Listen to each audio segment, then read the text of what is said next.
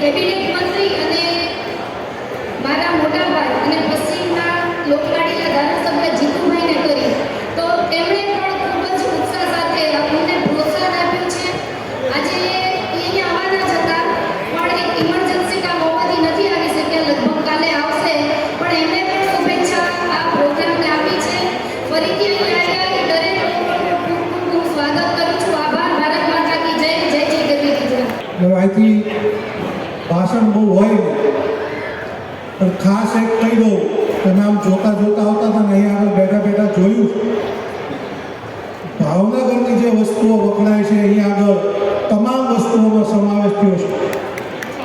એટલે આ માટે થઈને જે પણ ટીમ છે એમને તમામને ખૂબ ખૂબ અભિનંદન. અને ખાસ જે જૂની રમતો એની અંદર સમાવેશ કરવામાં આવ્યો છે. આ બધું ભૂલાઈ ગયું છે મોબાઈલના યુગમાં, આ ડિજિટલ યુગની અંદર.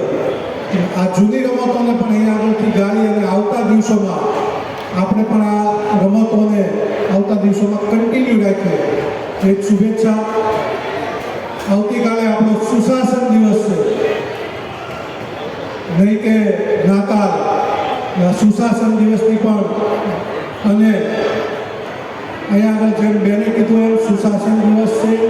સાહેબજાદાનું ચિત્ર દેખાડવાના છે અને કાલે તુલસી માતાનું પૂજન આપણે કરીએ એવી સૌને વિનંતી. ભારત માતા કી જય. ધન્યવાદ.